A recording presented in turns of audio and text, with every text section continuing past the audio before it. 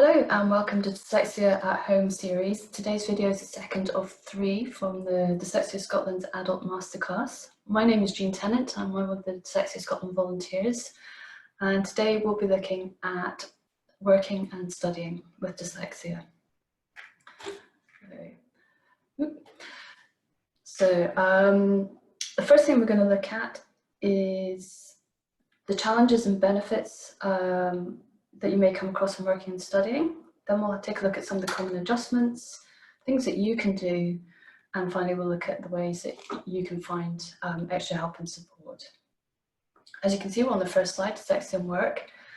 So job hunting can be really daunting for anybody, and especially if you're dyslexic.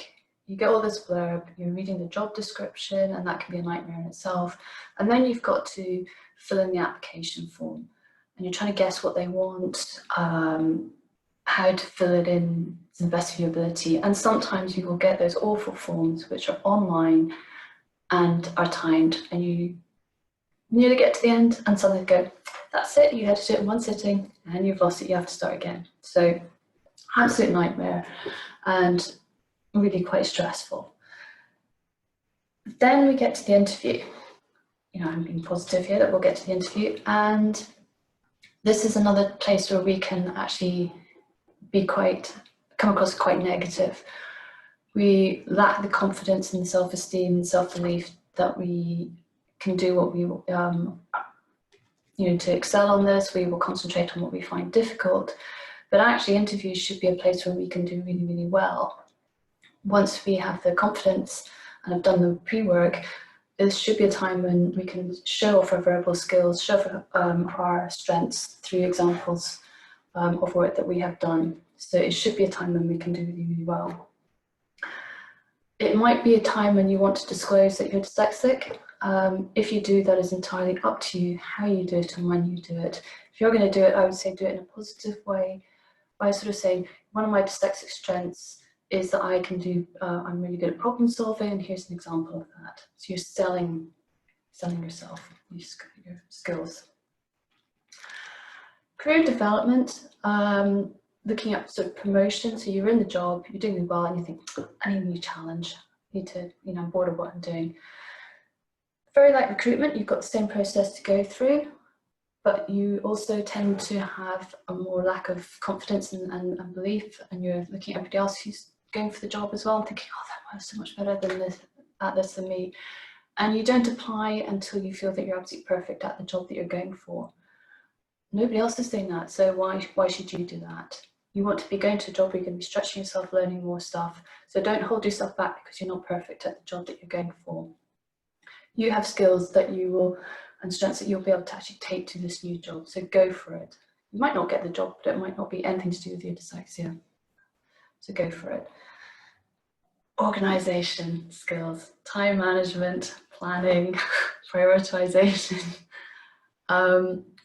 Everybody finds this difficult. You don't need to be dyslexic to find this difficult, but as dyslexics, we find it much more difficult. And we will have good days and we will have bad days. You just need to think about, somebody says to you, oh, you need to be at this meeting, you're meant to have left 5 minutes ago, and you're thinking, I haven't even packed up my computer, I haven't done this, I haven't organised how I'm going to get there, I haven't got the notes, or you're filing stuff and you just think, I don't know where to put this. So you just add it to that pile of stuff that you already have in the I don't know where to file it pile. Other days it'll be really simple for you. You'll be like looking at it going, oh yeah, this is so simple. I need to do this, it needs to be in this order, da da da da da da. And then next day you come in and go, where did I put that yesterday? I don't understand where I put that. All sound familiar? Probably, hopefully. So it's really, really important to find ways to organise things, organise your time, your work, your project management, and how to prioritise stuff. And if you can do that, it takes a lot of pressure off you, and it means you're less tired and you can be more efficient, more confident. There are lots of strategies out there, and they will be individual to you. Learn from lots of other people, other disciplines. It doesn't have to be dyslexia orientated solutions that you find, just get them from anywhere. put them in place. You use them on the good days as well as the bad days, because on the good days, you need them for the bad days. I have a whole pile of strategies that I have nicked over the years from various places and people, and I will use different ones for different things. And some days I will find one thing easier and not another. So I have lots of different ones, and I just collect them. And it makes me feel more confident knowing that I've got a toolkit of all these things. Reading and writing, reports, meetings, all that stuff. We get inundated with emails. Most of them are irrelevant to us. We're just copied in because everybody wants to copy everybody in. So we're having to read those, decide whether they're relevant or not, and do lots of reading reports. You're going to a meeting, excuse me, and you get the meeting minutes about 5 minutes before you due to get to the meeting. You don't have time to read them, absorb them, think of the questions and things like that. So we need strategies for that. And there are lots of strategies which will actually help more than just the dyslexic population. They'll help everybody. So we'll have a look at some of those when we come to the adjustments. Working memory, difficult remembering details. Do you ever find yourself halfway through a meeting with your manager and they're going, oh, you need to do this, this and this, and you haven't brought pen and paper in with you, and you're going, I've remembered the first 2 out of the 5 you've just given me? Or you're having a corridor conversation with your manager and they go, when you get back to your desk, can you do da da da da da da? And you're going, I'm off to meetings, I won't be back for about an hour, I won't remember. It's embarrassing. Lots of people do it, or you can't remember a name of somebody. There are strategies for that.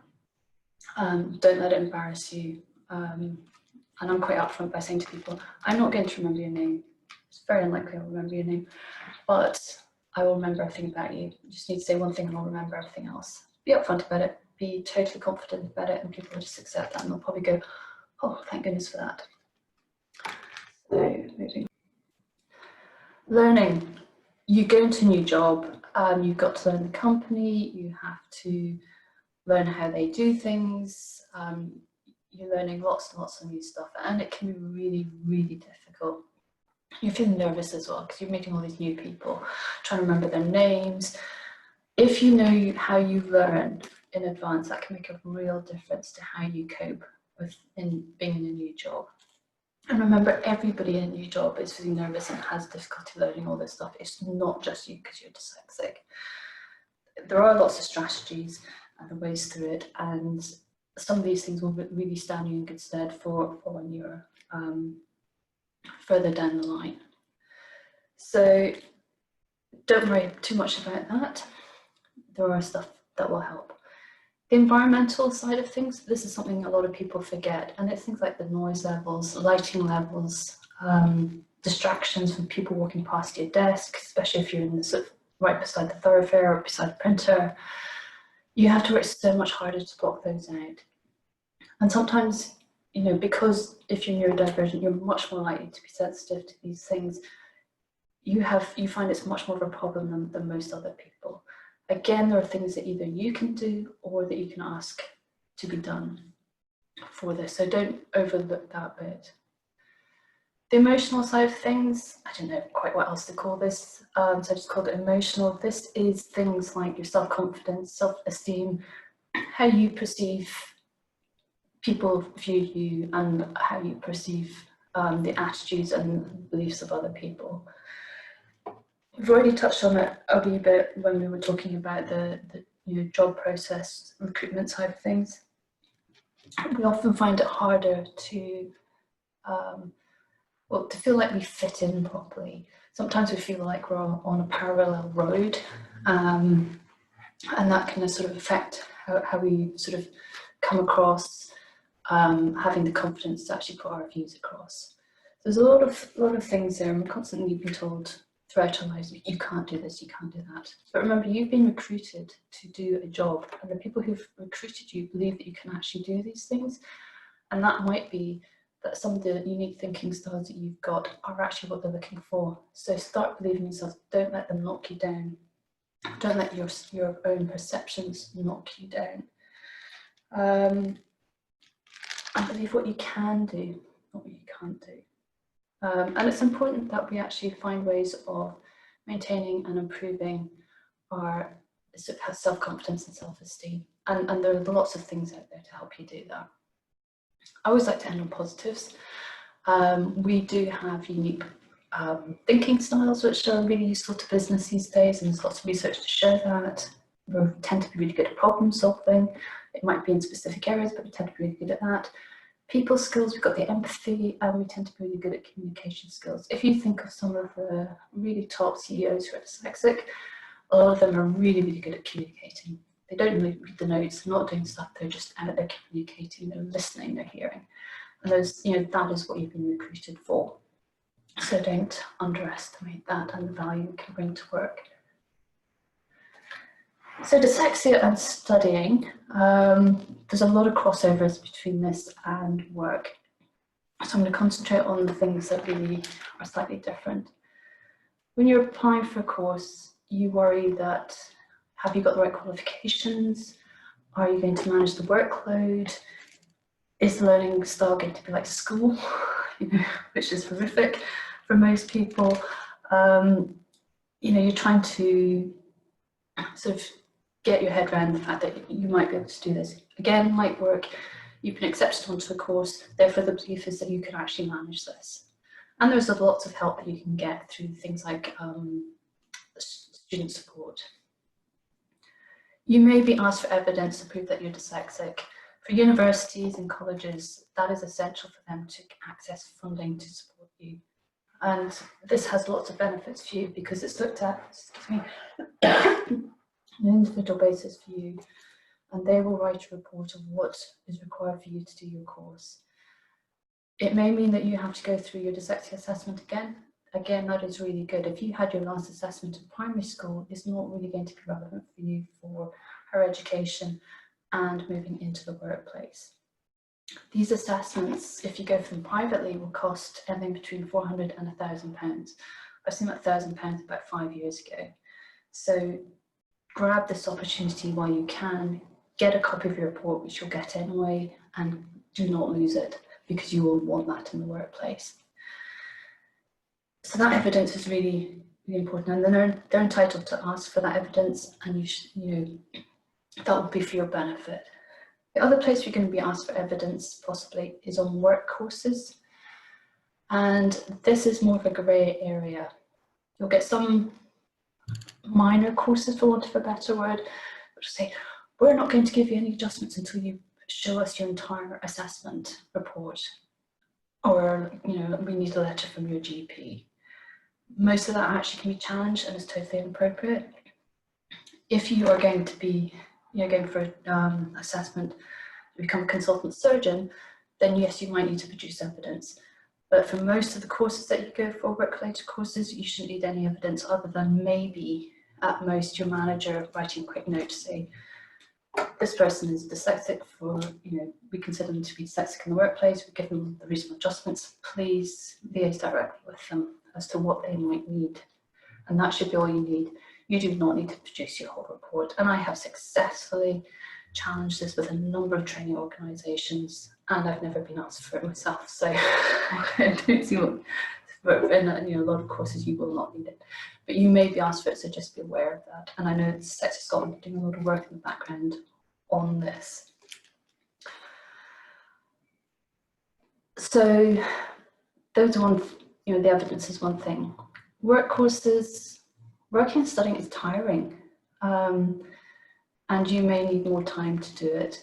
Some courses are crammed into a week. You might need to do that slightly differently. There's usually an option for a crammed course or an extended course. The extended course might suit you better. It's, what works for one doesn't work for others, but look at what the options are. And just be aware that you will be tired and you might need a few days of annual leave afterwards to sort of cope with that. Some courses, unfortunately, will have very outdated ideas, and they will sort of say, oh, you're dyslexic, you need to come and sit at the front, and they'll produce stuff in A3 for you, and all the rest of it. You can preempt this by actually saying, phoning up the training organisation and going, I'm dyslexic, this is what, you know, I think I need for the course, blah, blah, blah, blah. And you can sort of put in, I know some courses or some training organisations do all this sort of stuff, but I'm sure you don't do that. That's so outdated. So preempt it. And they'll go, oh, we were about to do that, better revise our dyslexia stuff. So just sort of do that sort of stuff. Sometimes you'll have exams at the end of your course or little tests. They might remember to put the stuff on coloured paper for you or to send you the coursework in advance. You can put it into your own format, but they might forget about the exam paper. So when you're doing the adjustments or talking to them about the, you know, reasonable adjustments, remind them about exam papers as well. And it might be that you need to do it online, so you might need a bit more time or sort of different setup. But those are things you can ask for. Don't forget about the exam paper. It's a very, very common omission. Self-confidence and self-esteem, that comes up in absolutely everything. And, you know, as I've already sort of said, you know, the difference between work and school is massive, and how you cope with that will vary from individual to individual, but a lot of students will sort of benefit from the freedom and the flexibility that higher education gives. It's not the same tight structure of school, so you can actually use the learning styles that work for you and work at the times and have that flexibility that will work for you. And this is when a lot of dyslexics will come into their own and go, now I see what education's about, now I love it, and really blossom from there. So don't be worried about it. Again, the positives, the unique thinking styles, problem solving and communication. You can write an essay or a paper on something which from a completely different angle, which is going to show your tutor, your lecturer, just how clever you actually are. Also problem solving and delegation skills, the softer skills, leading skills, all that might come across through group work, which you're actually doing. And Henry Ford, he of the cars, has lots of quotes, but there's one really useful one, which is, if you think you can do a thing or think you can't, you're right. And this is the same for studying and for work, so bear that in mind. You have to put in the work, obviously, as well. So moving on, possible adjustments that you can put in place, or your employer can put in place, and higher education. You're likely to be covered by the Equality Act 2010. It's not guaranteed, but you're likely to be. So you should be entitled to some reasonable adjustments. One of these is a workplace assessment to identify your needs. Some people get this, some people don't, some people want it, some people don't. This is when somebody will come in and watch you do the job. They'll shadow you, they'll question what you're doing and why you're doing it, and they'll look at what you might need to do the job. Some assessors, dyslexia assessors, will do it as part of their assessment. Other organisations that will do these things are Access to Work is the main one. A lot of people find them really, really useful, especially the recommendations that they put in place, and most employers will put in as many of them as they can.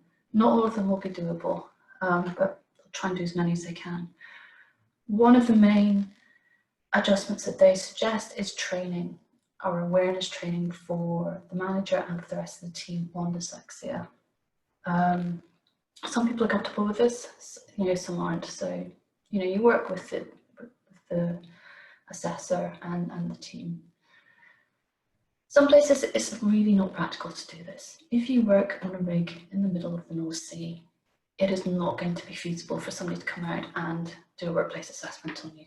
You know, other places are so tight on security, it's just not going to be possible. Or you're going into people's homes as a healthcare professional. You're breaching other people's confidentiality, so that is not going to be appropriate. So, you know, it's there for some, but not for all. One of the biggest adjustments that people can get is IT.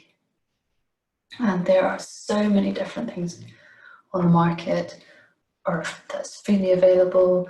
They're changing every day. It is a full-time job trying to keep up with all of them. And again, what works for one doesn't work for somebody else. But there are things for practically everything, all types of disabilities that you can use. A lot of workplaces also have in their sort of software catalogue or apps catalogue a whole pile of things that they have bought licenses for the whole organisation, but most people don't know about them. They don't know that they exist, and that can be things like text-to-speech software for a lot of them, and you'd have to know the actual names. It might be Clara Read or Text Help or whatever are the two main ones, and you might not need anybody's permission to download that.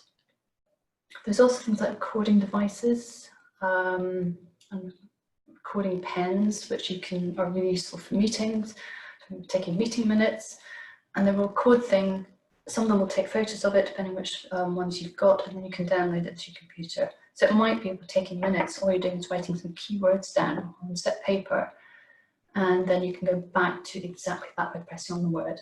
Really, really useful stuff. You might get a dedicated laptop or PC. Again, really useful if you go to lots of meetings, because then you can actually format the minutes and things like that, the papers that come in, into a format that suits you. So it might be that you change the font or the background colour or something like that, and you've got it there in front of you. You will also need, if using text-to-speech software, really good headphones. I would say noise cancelling, and that will also help with some of the other distractions that might be causing you some problems. Some other really good software is Mind Map software, and a lot of companies will have that on their system for project management. And there's no reason why you can't access that, especially if they've got a license to it. And it might be you need to get your manager's permission to access that. But that sort of stuff is really good because it helps you with your prioritization and organization. So you've got your mind maps, you can do your brainstorming, you can do your planning, and then you can put it onto Gantt charts, you can allocate tasks, you can set your deadlines, priorities, all sorts of stuff, and other people can access that if you set it up that way. Some really, really useful stuff out there, so have a really good look. And do not assume that IT help desk or anyone else know that this stuff is there, or know that it's or how to use it or anything else. You will probably have to go and look for it, unfortunately. And IT tend not to get any training on dyslexia, so they won't know what's going to work for you. So go out there and find out what you benefit from. And time to learn all this, implement it. These software programs are so vast that you will need to have time to actually figure out what works for you, how it works, and sort of personalize it. Some of the other things that you can do, if you're using the Microsoft Office program or suite or whatever it is, you can, if you go into the toolbar at the top under View or Design, you should be able to see things like immersive readers, so you can actually have stuff read out to you. You can colour the background of the page that you're working on. There's nothing to stop you while you are working on a document. You can change the font, the colour, the spacing, all sorts of things. Make it yours while you're working on it. I will quite often have mine in a font called Open Dyslexic because it's easier for me to read, or this font that you've got on front of you just now, which is Calibri. For me, those two are the best. I find them the easiest, and I will change the colour. When I am ready to send out document live, I will put it back into the official format. In most companies, that's black and Arial or something like that. So just make sure you do that. But while you're working on it, there's no reason why you can't make it your own. There are also lots of apps out there that are really useful.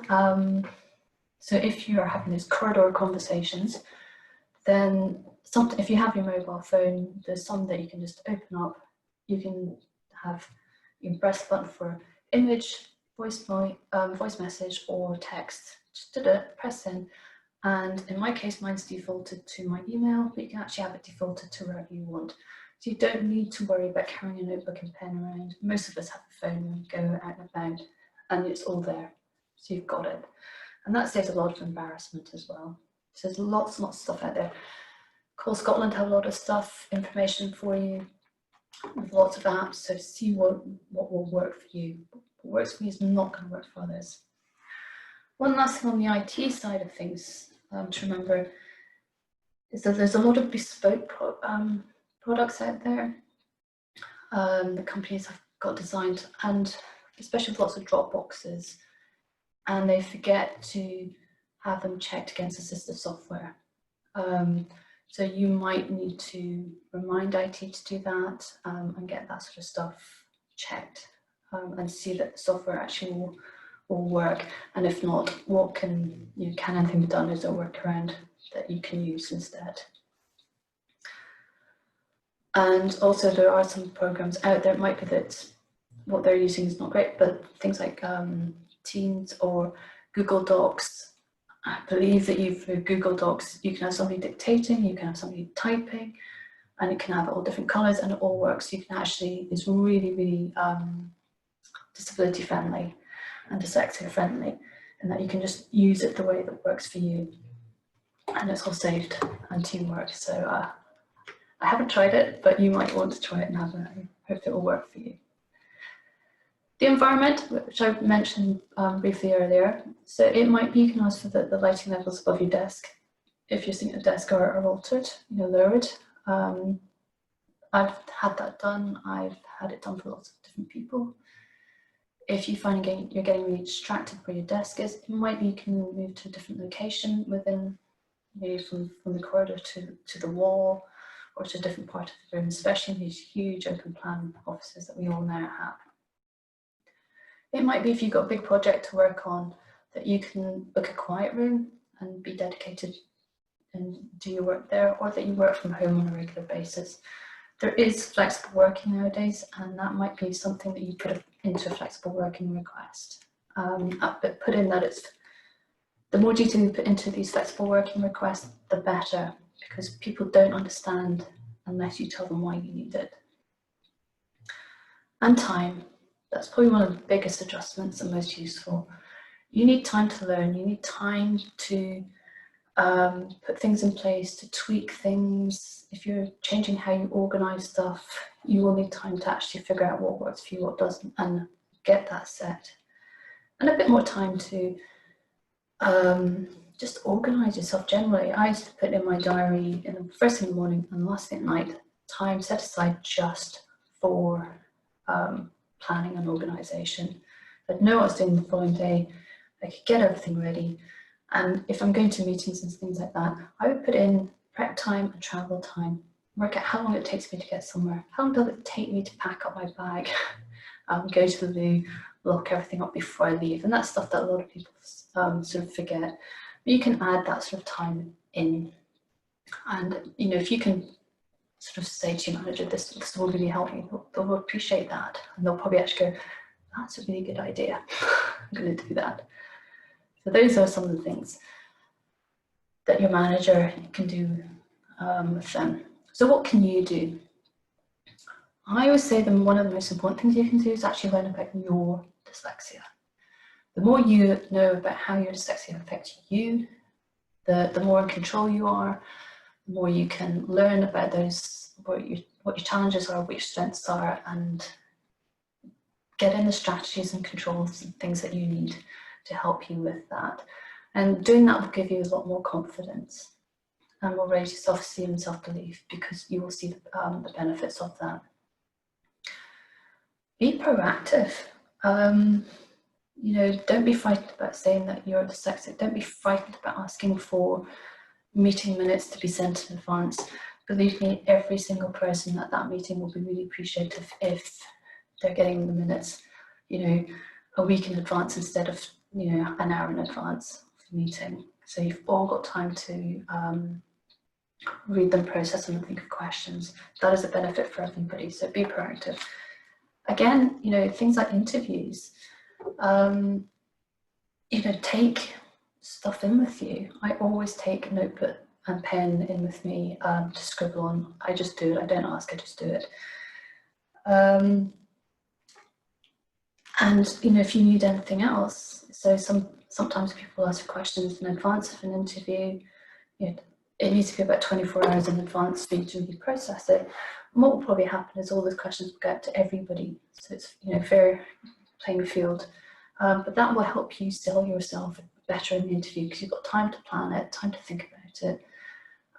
But if you need more time in the interview, be proactive and say, you know, I just need a bit of time to think about this, or I can draw this out for you, or, you know, be proactive and look for things that will help you. Arrange to speak to your manager or a course leader about what works best for you. I would do this in a sort of formal way. Don't do it as oh, can I have 10 minutes? You know, are you free just now? Book it in advance. Let them know about what you want the meeting for, and maybe give them some information in advance. And you plan what you're going to say in this. And it can be things like saying, I find this bit easy, I'm finding this bit difficult, but if we can put this in place, then that will really help. Or I'm finding this difficult, I don't have a solution for this yet. Can you suggest anything? Think about it from your manager's point of view, and it will be easier to know what they will actually be looking for. So if you think that your manager, and somebody comes to you with saying, I've got such and such a health condition, and I need you to put some stuff in place to help me, and it's a condition you have never heard of or know very little about, what would you want from them? And that's what you need to do for your manager or course leader. And remember, they actually might know a huge amount about dyslexia. They might be dyslexic themselves. So don't presume that they don't know anything about it. They just don't know how it affects you, and they don't know how it's going to benefit, how the things they put in place are going to benefit what you can do. And just remember, when it comes to reasonable adjustments, there are criteria that managers might need to sort of consider. So it's the safety of others, the cost will come into it, what's the benefit versus everything else. So there's lots of different criteria there. And they might not be in a position to be able to give you an answer immediately. They might need to go away and think about it. They might need to take advice or get authorization from somebody else. So don't expect an instant reply. Ask the adjustments, explain why they help you. The amount of times I have in my professional career had people say, I've asked for this and they won't give it to me. Okay, well, did you explain why it's going to help you? No. Or people, managers will come and say, so-and-so said they're dyslexic and I've got to sort it all out. I don't know what to do. So, you know, you've got to give your manager some help on this. Just because we can see it all in our heads and we're living it, we forget other people that don't have that information that we have. Okay, so request reading material ahead of meetings, work courses and lectures. I've already sort of said that. A lot of higher education places will have lecture material ahead of, you know, in advance for students, and a lot of them also record lectures and things nowadays. So they should be able to get that. Same with work courses, you should be able to get that. Formal documents, format documents to work for you. I've already mentioned that as well. Put them into a format that works for you and change it when you're sending them out. Templates, flowcharts, mind maps, voice files, really, really useful. And the key to this is that you design them for you. Using other people's don't necessarily work. When you go through something, especially when it's new, write down every single bit, because the thing you think you're not going to forget is the one thing you forget. Trust me, I have done it loads of times. Writing the templates, making them up in the flowcharts, or doing the mind maps really help you remember so much better, because you've got that visualization and you're actually doing the action of doing something, so you're much more likely to remember it. And it also helps you with things like gap analysis, because when you're doing that, you go, there's a gap here, this is not going to work, and this is why, and you can figure all that out. So really, really useful. Don't be frightened of using them, and don't be afraid of sharing them with other people, because they will find them useful too. But as a dyslexic, you need to devise your own. But those are things that you can really do. And ask to get on courses which are going to help you. Things like awareness courses, assertiveness courses, time management courses. You know, you might not want to use all the stuff you learn from these courses, but you will pick up tips and things that you can adjust to suit you. Or you can go, that's definitely not going to work for me, so I can remove that from the equation, but this will. And you will learn from other people on the courses as well. So really, really think about going on these courses. They're there for everybody. Why shouldn't you go on them? And finally, where can you get help? One thing to say here really is managers, human resources, most unions and occupational health do not get any training whatsoever on dyslexia or the other neurodivergent labels. So they cannot be expected to know stuff. You know, it just doesn't happen. That is slowly changing, but it's not fast enough for now. So please bear that in mind. But your manager should be your first port of contact. They know your job, they know what, and then they've got some control. So your manager should be first point of call. Human resources can also be really helpful, and they can probably help you access or fill in forms, access additional training, that sort of stuff. Unions have some brilliant stuff on their websites. ACAS has got some brilliant stuff, STUC have brilliant information on their stuff. And your union reps should be able to help you as well. So have a look at their stuff. Access to work can be really, really useful, especially if you are going into a new company. For the first 6 weeks, certainly at the moment, if you go in and you request access to work to come in, they will fund any training, equipment and stuff that they decide that you need to do your job. So that takes a lot of the financial burden out of the equation for your manager. After that, it's a bit more complex. It depends whether you're self-employed, what size your business is, and all sorts of things, whether access to work will fund it. But have a look at the website. When it comes to access to work, though, you need to agree with your manager before you contact access to work, and it's you who has to contact access to work. Nobody else can do it on your behalf. Okay, so really get to grips with what access to work can offer. They can be really, really useful. Disabled and dyslexia staff networks are also really successful and really good. Good peer support.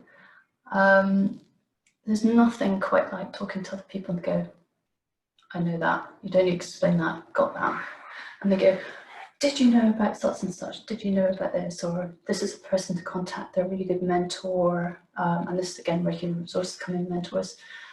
If you have a network, you can also actually help the business make things more dyslexia friendly. You can comment on policies, procedures, that sort of thing.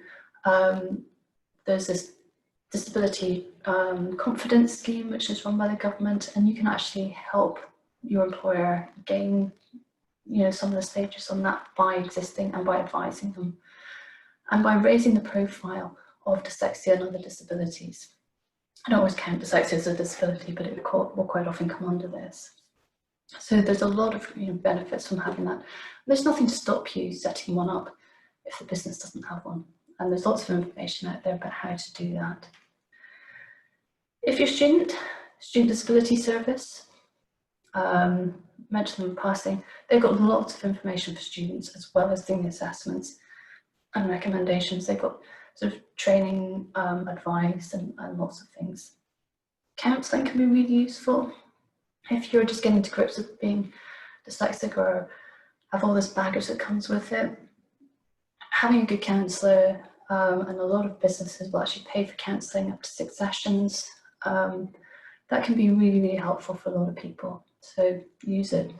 No information goes back to the business about who uses it on personal details or what it's about. So, it's a safe area. Family and friends, they can be really good. If they are feeling guilty that they may have passed on dyslexia to you, or they're a bit worried that actually they might have it themselves and not ready to face that, then it can be a little bit tricky, but most will be really, really supportive. So to use them. And last but not least, obviously there's Dyslexia Scotland, which you found us already, so hopefully you will have seen the website, seen the fact sheets, all the guidance and things that are out there. So please use Dyslexia Scotland's resources. They're huge and well worth looking at. So that was a really brief overview of working and studying with dyslexia. I could speak for weeks on this, you probably have already guessed. But if you have any additional questions or concerns, or would like to discuss about it, or get more support for family and friends, or your staff, students, please check out the website, and please contact the helpline. It is open during this COVID crisis. There are people there waiting for your calls during the open hours. Phone number is there.